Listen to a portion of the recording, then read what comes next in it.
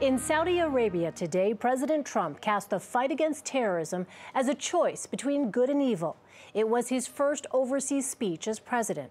Mr. Trump addressed a summit of Muslim leaders, calling on them to stand with the U.S. in the fight against what he called Islamic extremism. Meanwhile, the president's problems back home are not going away. Ousted FBI Director James Comey will testify before the Senate Intelligence Committee after the Memorial Day holiday next week. A new CBS poll out today shows only 37% of Americans approve of how the president has handled matters involving the FBI investigation into his campaign's possible ties to Russia. 60% say Comey should not have been fired. 6,700 miles from Washington this weekend, President Trump was warmly received in Saudi Arabia. White House and senior foreign affairs correspondent Margaret Brennan is traveling with the president. This is a battle between good and evil. Today, President Trump called leaders from more than 50 Muslim-majority countries partners in the fight against extremism and urged them to battle terrorism at home. Drive them out.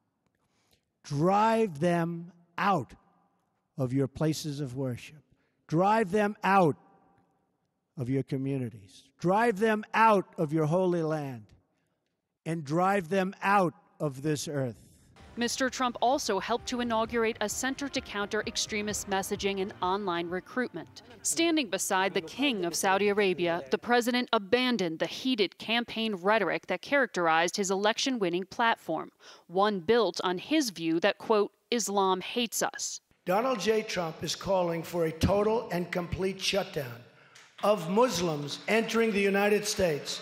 While he softened that language, President Trump did offer a gentle nudge to the mostly male leaders that he hoped for a bright future for both men and women. When young Muslim men and women should have the chance to build a new era of prosperity for themselves, it has to be done. First Lady Melania Trump spent the day at events focused on women's empowerment in the conservative kingdom. But from the podium, the president pointedly referenced his policy not to publicly criticize human rights abuses. We are not here to lecture. And just a day after signing a $110 billion arms deal with Saudi Arabia, touted as the biggest U.S. sale in history, he promised more transactions with the leader of Qatar. And one of the things that we will discuss is the purchase of lots of beautiful military equipment, because nobody makes it like the United States. Mr. Trump underscored that economic and security interests top his agenda and suggested that Obama-era objections to repressive policies in Bahrain would no longer affect U.S. relations. Our countries have a wonderful relationship together, but there has been a little strain, but there won't be strain with this administration. We're going to have a very, very long-term great relationship.